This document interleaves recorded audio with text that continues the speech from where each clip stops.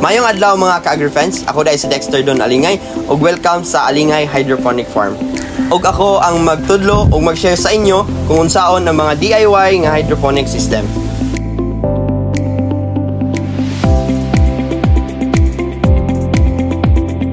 Kini nga mga hydroponic system pwede ninyo mahimo nga kalingawan or pwede pud nato nga mahimo kapangitaan sa kwarta. Dili na ta maglangay kay kabalo ko nga excited na mo para makatuon kung unsa ang hydroponic system.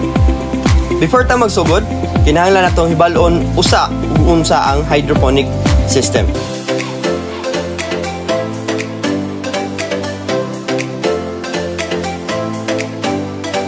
Sa diay ang hydroponics. Hydroponics is ang pagpamaagi sa pagtanom nga dili na tagagamit og yuta, kundi tubig na lang atong gamiton para sa pagpatubo sa mga tanom. Sama sa lettuce, pechay, o uban pa nga mga leafy vegetables nga angay para sa hydroponics. Naay mga kalahian sa pagpananom sa hydroponics o sa tradisyonal nga pagpananom. Ug una sa tanan ang consumption sa tubig.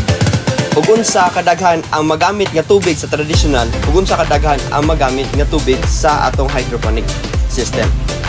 Ang hydroponic system magamit lang ta og 3 to 4 ka litro kada isa ka punuan sa hydroponics. Apan kung sa tradisyonal ta magamit og tubig, magamit ta og 4 or 5 ka galon na tubig.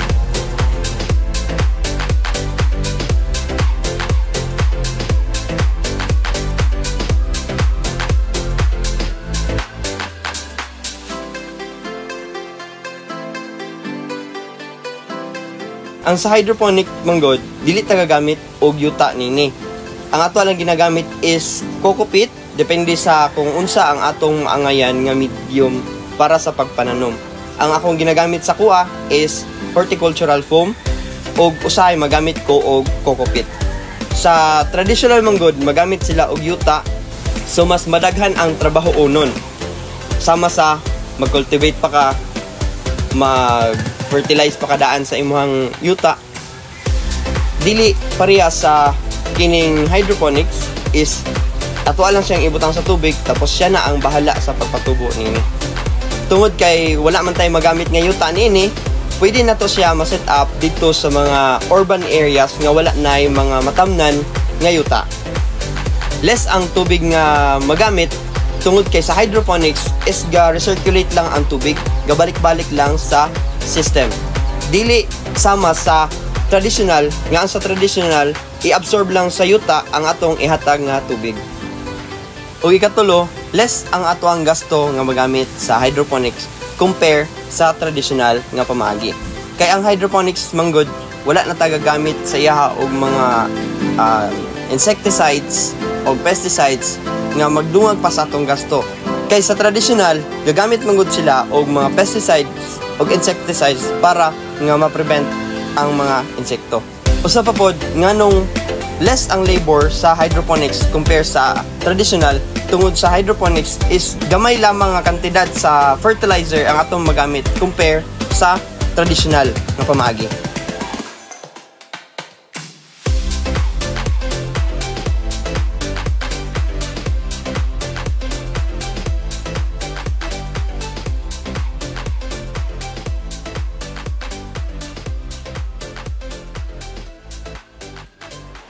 Gyuday ko nagsugod sa hydroponics.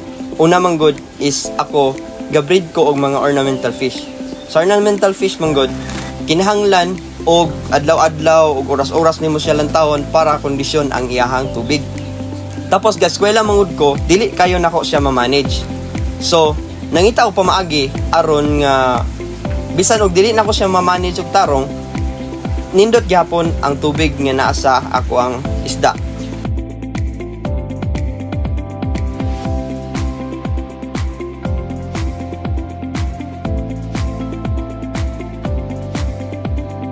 Sa ako mga na-research, dito na ko naibalaan ang aquaponics.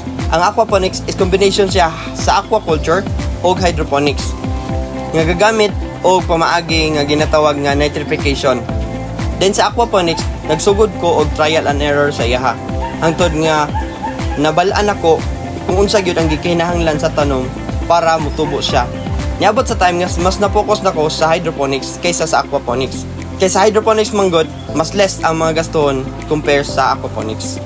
Nagsugod ko sa hydroponics sa gamay lang. Sa styro box, tapos na ay kokopit, tapos na ay seeds, then mao na to akong gigamit para sa trial and error nako.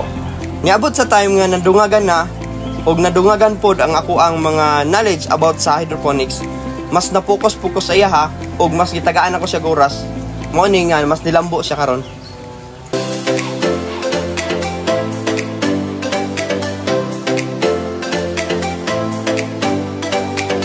Mga ka-agri-friends, after na to may balaan kung unsa ang hydroponics, diri na punta sa pag-ila-ila kung unsa ang mga materyales sa pagsugod gyud sa hydroponics. Una sa tanan, ang pinaka-importante ang seeds. Kay kung wala kay seeds, di ka katanom. Dayon, natay styro cup. Styro cup mo ni siya ang makita lang nato sa mga stores. Pwede na to i-recycle para wala tay laing gasto. Dayon, ang plastic container nga maoy atong gamiton as reservoir sa ato ang tubig nga nay nutrient solution. Ang plastic container pwede ra nato mapangita bisan aha nasa inyong balay, or pwede ra pud ta makapangayo bisan aha, or pwede ra nato ma-recycle tong mga gipanglabay na para makatabang pud ta sa environment. Sunod is ang kokopit. Sa kokopit kinahanglan nato siyang sterilize para mawala ang mga foreign substance nga dili maayo sa atong tanom. Sa pag-sterilize pod, pwede ta magamit og ininit tubig. Ato lang siyang ipabukal og 10 to 15 minutes. Tapos atong haonon, pabugnaon, ayan ato siya magamit. Sunod is lata. Kini siya gamiton nato as cutter para sudlan sa ato ang styro cup. Ano siya? Sunod is ang nutrient solution. Ang ginagamit nako is Master Blend.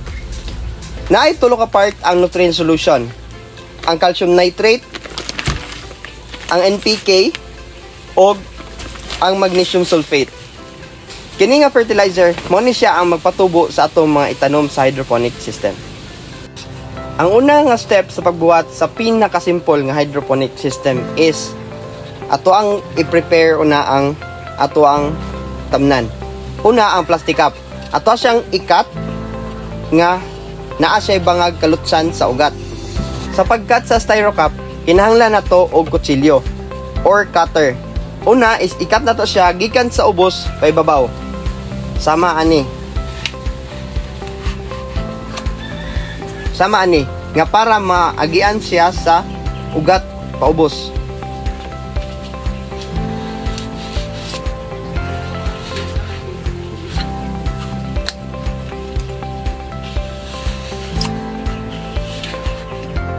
Sunod nga step is ang pag-prepare sa atuang planting medium nga kokopit.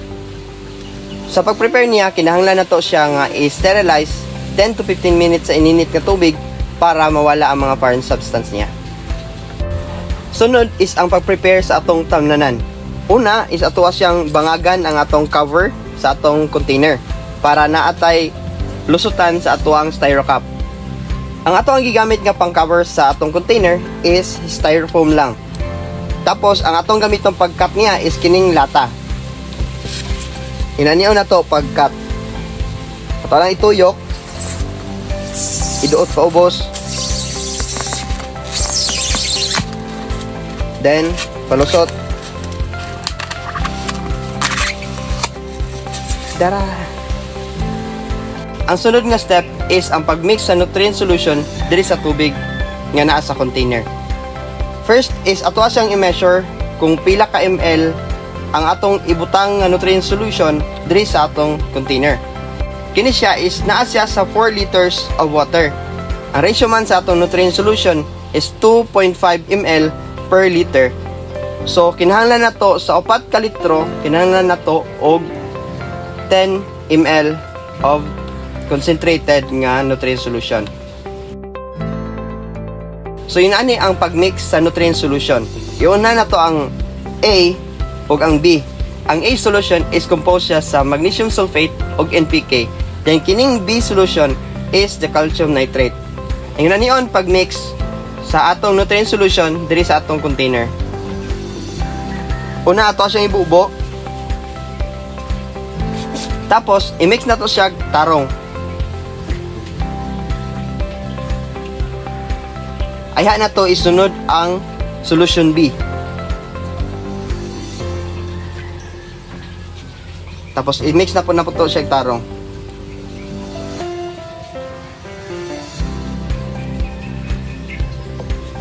After na to mag-mix, ato anang i-transplant diri sa plastic cup ang atong gipatubo nga lettuce seeds. Ug mao na ni ang porma sa 15 days nga nagtubo diri sa ato ang gipa-germinate. Aside sa lettuce, pwede po ta magtanom og pechay, mga leafy vegetables, o pwede po ta magtanom og mga fruit-bearing nga mga tanom. Sama sa cucumber, bell pepper, o uban pa. Sa pag-transplant, kinahanglan na to og stick para malugit na to ang kining seedling.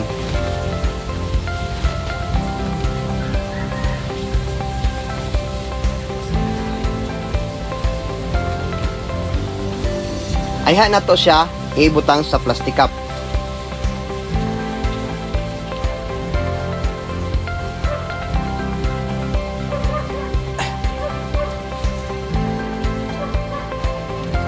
Sumaw na niyang porma. Makita ninyo nga medyo luya pa siya, pero ato siyang ibutang sa area nga shaded gamay aron nga maulian siya. Sulod sa duha ka adlaw nga hardening, ato mo na ang time nga ato siyang i-transplant or i-transfer diri sa ato ang container. Og ang pag-transfer niya is inguna nilang ato ang ilusot pa ubos nga igo lang gyud siya matugkad sa tubig diri sa ilalom. Ato siyang lilion, nantaw na to siya nga nakatugkad ba siya, tapos atong ibalik. So mo na to. Sulod sa 25 days after nimo transplant, pwede na mo siya ma-harvest og makaon. After nimo siya i-transplant, pwede nimo siya ibutang sa shaded lang gamay nga area or 3 to 5 hours lang ang init niya, okay na kay siya magtubo. Ug mao na ni ang output sa pinaka basic nga hydroponic system.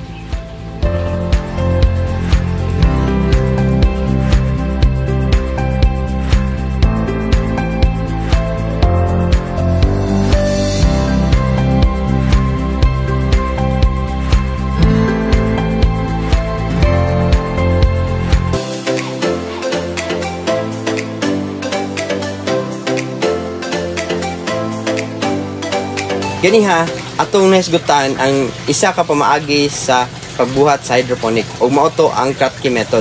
Ug karon ako ipakita sa inyo ha ang isa na pod ka pamaagi ug mao ang NFT, nutrient film technique. Ang nutrient film technique is gagamit na ta og water pump og pipes para sa pagpatubo sa lettuce.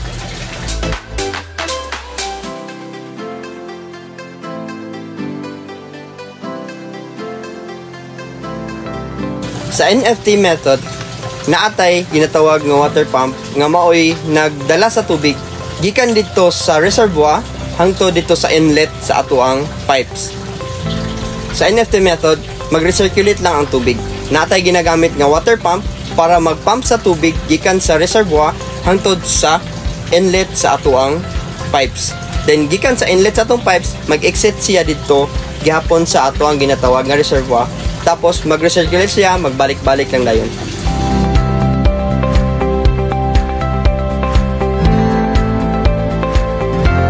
Sa NFT system, mo ni ang akong ginagamit nga water pump. Ini nga water pump is ginatawag nga submersible. Ginabutang na ko siya diri sa ilalom sa reservoir.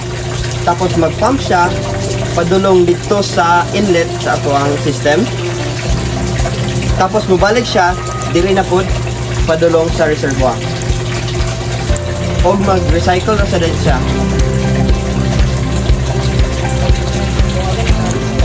Mahot na nagtubig ang imong reservoir, pwede ra nimo siya i-refill.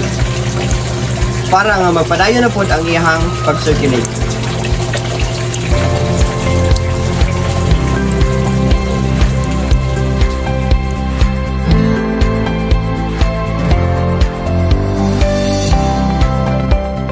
Sa NFT method, naggamit lang ko og foam sa iyaha kay tungod ang coco pit is dili accessible sa mothering area. Sa pag-establish nako aning hydroponic system nga NFT, approximately nakagasto ko og 60,000 ug kana mga kwarta is nagikan na sa mga financial assistance nga akong mga nangadawat gikan sa Department of Agriculture. Sama sa kuha nga nag-start lang pud ko sa gamay, gina-encourage ta mo nga mag-start lang gyud pud sa basic lang para nga mahibal-an na to kung unsa gyud ang hydroponics aya ta mosulod sa dagko na.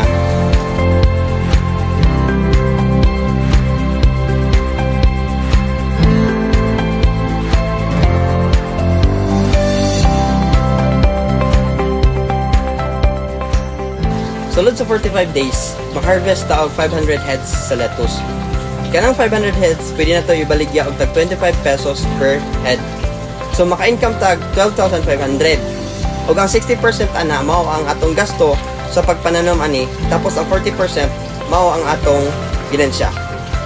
Diri sa hydroponic, gaka-harvest ta all year round. Og ginabaligya na mo siya sa mga cafe, eatery, og uban nga mga food businesses. Naabot na among mga harvest diri sa among mga silingan nga mga municipalities sama sa Don Carlos o Kibawe, Bukidnon. Kung gusto mo maka-avail sa ato ang crispy o fresh nga lettuce, pwede mo contact sa akong Facebook account, Dexter Don Alingay Estrada, o mo visit sa Alingay Hydroponic Farm diri sa poblasyon Kadingilan, Bukidnon.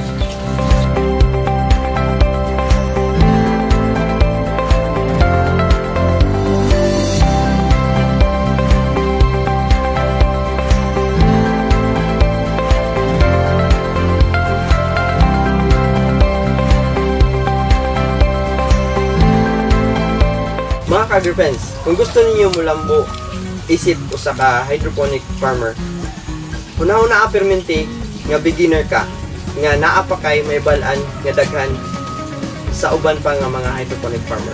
O isa pa, ang perminti ginatudlo sa kuha sa mga mentor nga ni tudlo sa kuha, start small, dream big. That's all mga ka-agrifriends. Hinaot nga naamoy daghan natun-an sa ato ang episode karon. Ug unta makatabang kini og maka-inspire kini sa inyong journey sa pag-hydroponics. Mao ra to mga ka-agrifriends, og daghang salamat.